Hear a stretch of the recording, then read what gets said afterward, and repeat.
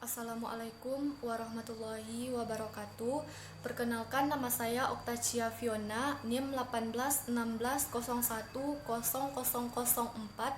Saya dari kelompok 1 akan menjelaskan materi dengan judul Ruang Lingkup dan Konsep Dasar Kewirausahaan. Pada poin pertama, saya akan menjelaskan yaitu tentang bagian pendahuluan. Pada bagian pendahuluan ini, saya akan memberikan gambaran atau berupa ilustrasi contoh kegiatan wirausaha dalam kehidupannya sehari-hari.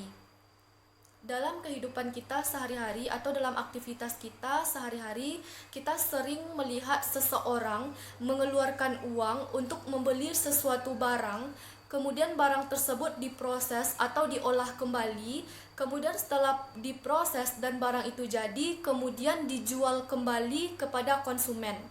Misalnya orang yang memiliki kedai nasi atau rumah makan. Sebelum nasi atau makanan tersebut terhidang, tentu mereka perlu membeli bahannya terlebih dahulu dan perlu diproses terlebih dahulu. Mereka membeli bahannya, misalnya lauk pauknya, sayurnya ke pasar, kemudian setelah itu diolah, dihidangkan, baru dijual kembali ke konsumen.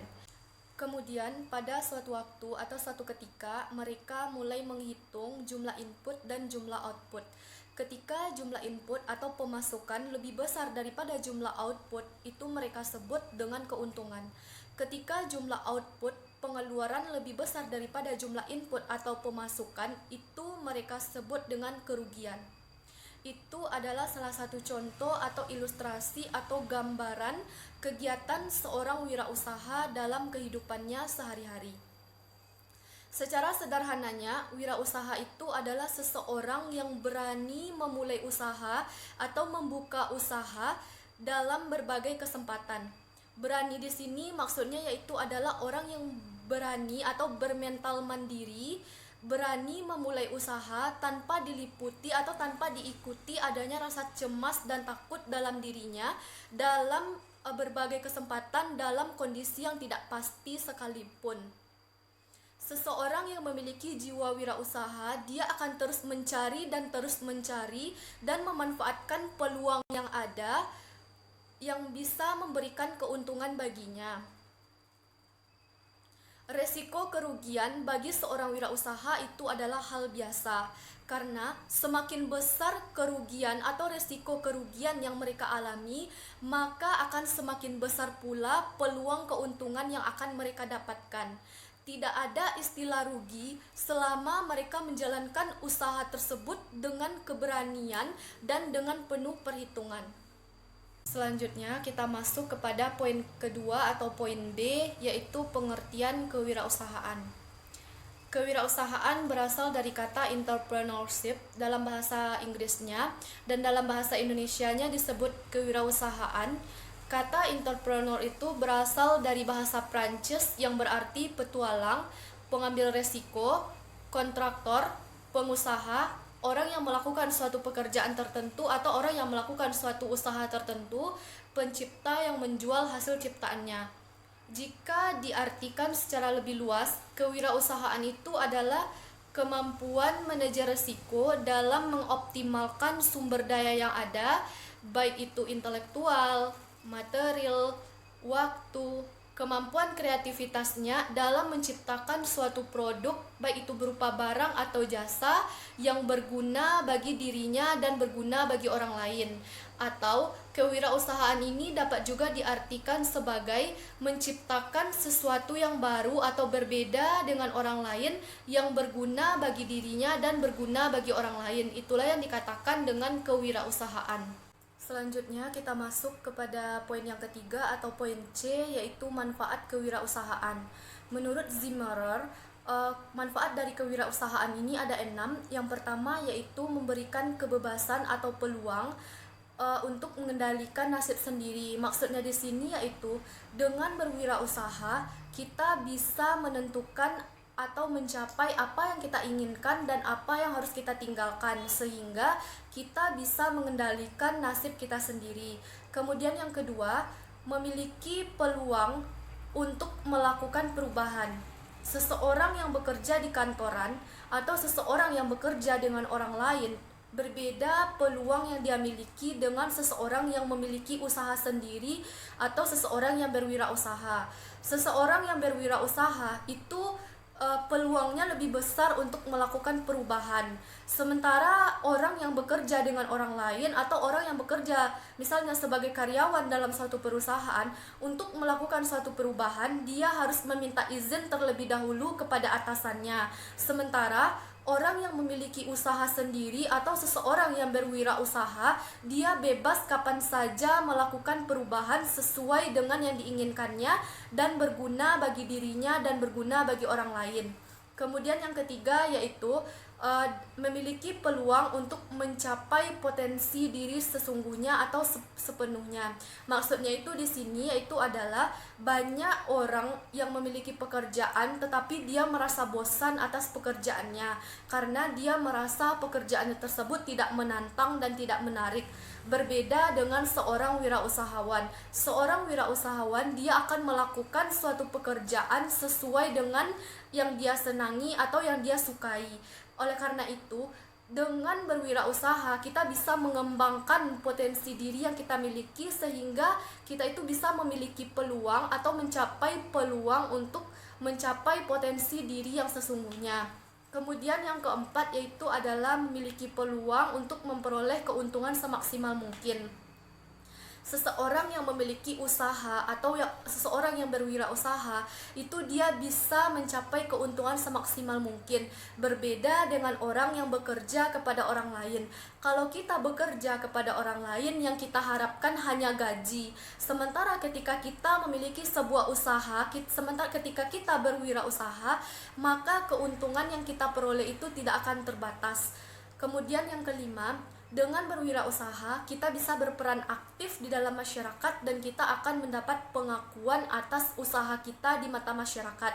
Kemudian yang keenam, dalam melakukan satu pekerjaan itu akan menimbulkan rasa senang di dalam hati seseorang yang berwirausaha.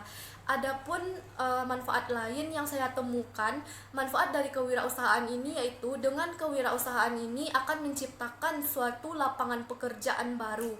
Dengan terciptanya lapangan pekerjaan baru, tentu daya tampung untuk tenaga kerja itu lebih besar dan lebih banyak.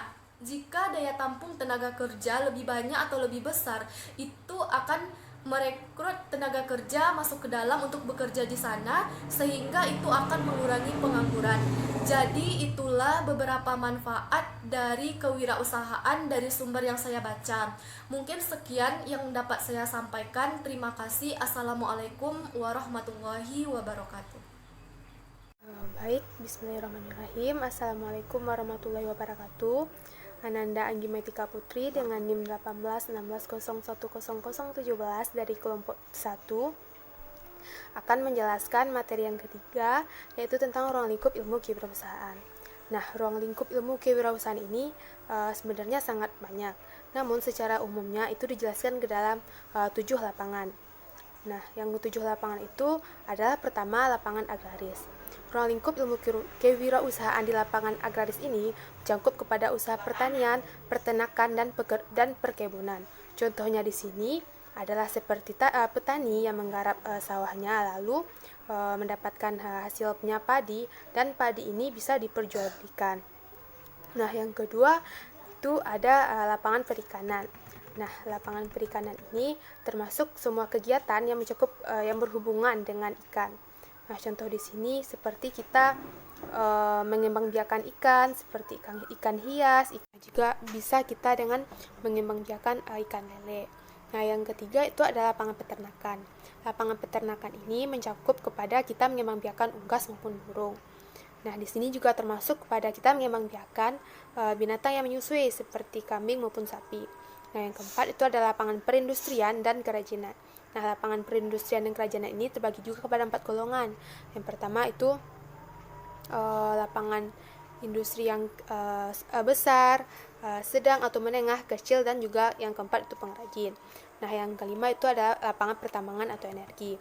Nah, lapangan pertambangan atau energi ini adalah mereka atau pengusaha yang bergerak di bidang minyak bumi, gas, dan maupun batu bara. Nah, yang keenam itu adalah lapangan perdagangan.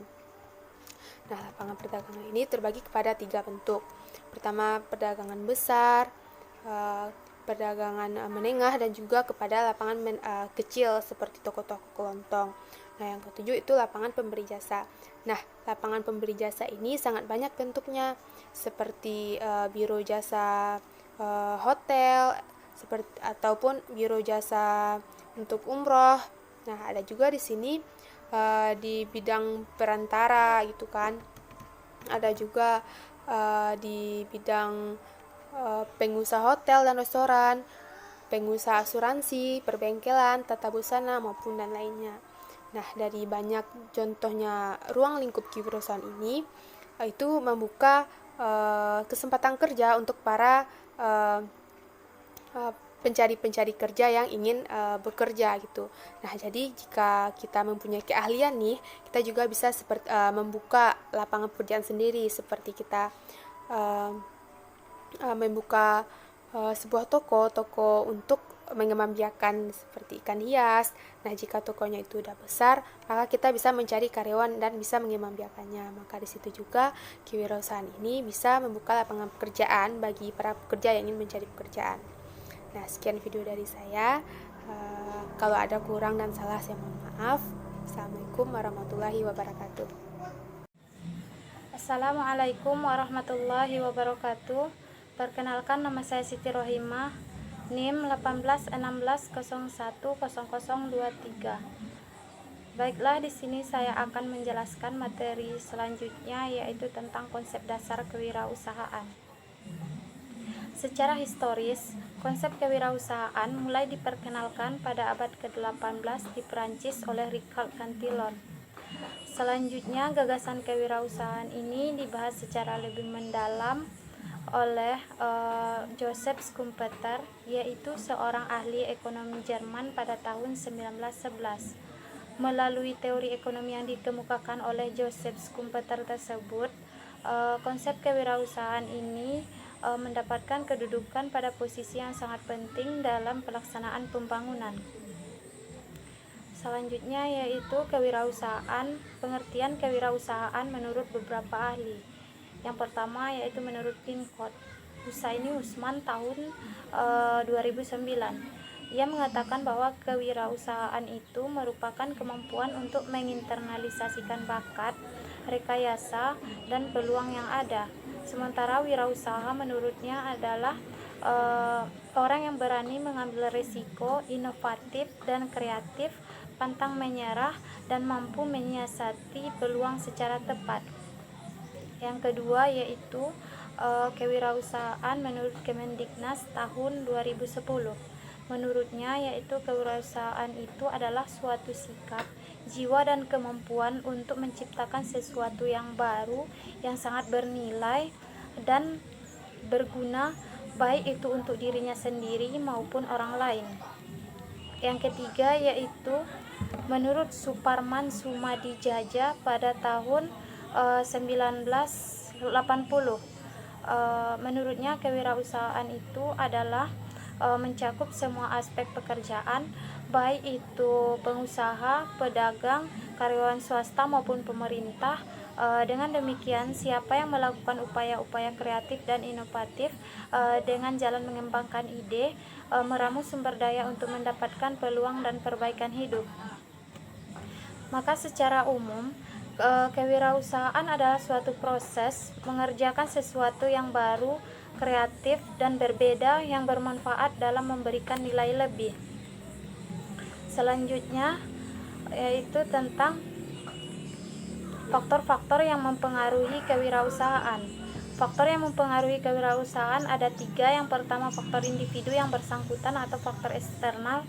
Yang kedua yaitu faktor kelembagaan, dan yang ketiga faktor ekstern individu dan organisasi. Selanjutnya, tujuan kewirausahaan. Tujuan kewirausahaan terbagi atas 2, yaitu secara umum dan secara khusus. Tujuan kewirausahaan secara umum yaitu untuk meningkatkan pendapatan individu dan masyarakat. Sedangkan tujuan secara khusus terbagi atas beberapa poin, yaitu poin pertama menanggulangi masalah pengangguran, yang kedua yaitu mengembangkan hobi, dan yang ketiga menciptakan lapangan pekerjaan, yang keempat itu mengembangkan usaha, dan yang kelima memanfaatkan transfer knowledge. Terakhir yaitu langkah-langkah dalam berwirausaha. Yang pertama yaitu menganalisis lingkungan untuk menentukan jenis usaha. Yang kedua yaitu merancang usaha dengan menentukan besarnya peluang target, kegiatan produksi, personalia, dan administrasi serta membangun jaringan kerja. Yang ketiga yaitu menyusun organisasi kerja. Yang ketiga yaitu menyusun organisasi kerja baik dalam anggota keluarga maupun dengan pihak lain. Yang terakhir yaitu yang keempat, mengadakan pengawasan dan mengevaluasi serta mengendalikan dan mengembangkan usaha sesuai dengan perkembangan lingkungan dan masalah yang dihadapi. Baiklah, sekian dari saya. Assalamualaikum warahmatullahi wabarakatuh.